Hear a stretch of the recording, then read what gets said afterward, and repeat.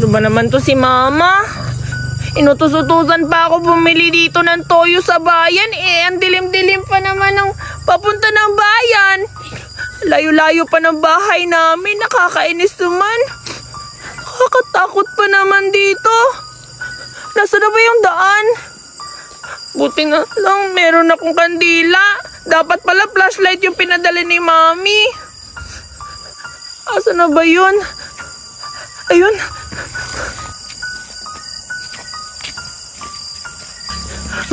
Saan na ba yung daan? Wala akong makita. Ang dilim-dilim. Saan ba yung daan? Nakakatakot naman. Ano ba yan? Ba't kasi ang tagal ni Mama umuwi? Pasundo-sundo po siya. Hindi ko alam kung saan yung daan. Napakadilim. Saan na ba yun? Ha? Sino yung nakaputi? Sino ba yan? Hindi ko nakikilala. Ang dilim kasi. Tsaka, may ilaw siyang dala. Tamang-tama. Magkakailaw na yung daanan.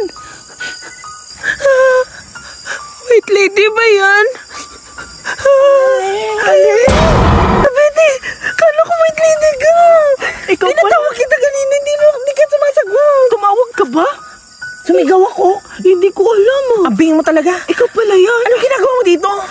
Inaanap ko si Mama, hindi pa umuwi. Buti ka pa, inaanap mo yung Mama mo. Ako, inutusan ako ni Mama bumili ng tuyo doon sa bayan. Ano? Halakalahating oras na? Inuutusan ka pa rin bumili ng toyo? Oo, nag-aadobo kasi siya. Kumusta yung daan papunta ng bayan? Nakakatakot ba? Ang hirap, hindi ka ako makakakita ng daanan. Buti na lang may nakita akong ilaw. Akala ko santil mo, ikaw pala yan. Pupuntahan mo yung Mama mo doon? Good luck na lang sa'yo kasi wala kang ilaw. Mauna na ako sa'yo, pupunta pa ako ng bayan. Wala akong ilaw. Ba't mo ako iniwan, Buraday? Bahala yun si Betty. Sama ako sa'yo. Wala akong ilaw. Huwag mo akong iwan. Paano kasi sama sa akin? Hinahanap mo yung Mama mo. Samahan na lang kita muna bumili ng toyo bago hanapin natin si Mama, ano? Okay ka ba doon? Taho ng bibig mo. Sige na nga. Sorry, wala pa akong toothbrush eh. Tara na. Tamang-tama, kabilugan ng buwan ngayon. Gusto ko mananakot ng mga tao. Meron akong costume dito at susuotin ko to. Ayan, mag-chins na ako ng susuotin ko para mananakot na ako ng mga tao.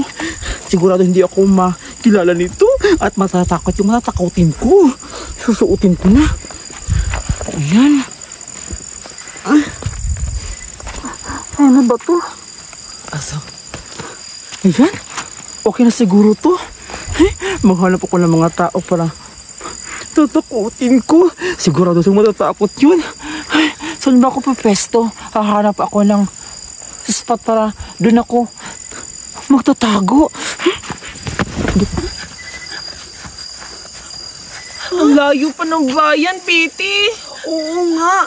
Tingnan mo, wala pang ilaw doon banda. Napakadilim. Oo nga, hindi ko makagilap kung saan yung daan. Sakto ba itong dinadaanan natin? Hindi ko alam eh. Isa lang naman yung kandila nating dala. Ganyan mo para makita natin yung daan. Teka, ang daming batuhan dito ah. Ang hirap naman. Tingnan mo oh. Parang may taong nakaitim na nakatayo. Baka si Mama na yan. Puntahan natin. Baka Mama mo na yan o Papa mo. Parang lalaki. Tara, puntahan natin. May taong papunta dito. Tamang-tama. Si Betty at si Buraday. Tatakutin ko sila. Meron akong bibiktima. Tamang-tama yan. Magtatago ako. Parang papunta na sa bayan. Humanda kayo. Tatakutin ko na kayo. Teka lang, Buraday. Ba't nawala? Oo nga, yung Mama. Ang laki-laki pa naman ng tao na yun. Ba't nawala? Ang itim-itim pa naman. Ako, parang hindi naman si Mama yun. Ba't parang biglang nawala? Oo nga. For sure ako, tao talaga yung nakita ko. Teka lang. Baka ibang anyo yung Buraday. Nakakatakot pa naman. Lalong lumalakas yung hangin. Nararamdaman mo ba? Oh, baka aswang yun. O di kaya, nagpapanggap na aswang. Eh, wag naman sana, Betty. Nakakatakot dito pa talaga. Ang laki pa naman ng buwan. Alam mo ba, nakakaarawan ng aswang. Tamang-tama nga, natatakot sila, Betty. Matatakotin talaga sila, lampa. Tamang-tama talaga, natatakot yung mga tarantado kasi natatakotin sila. Akala siguro nila na aswang ako. Sigurado hindi na yung babalik kasi natatakot na sila pabalik sa bahay nila. Tamang-tama talaga yun, natatakot ko sila kasi dapat lang awis na ako.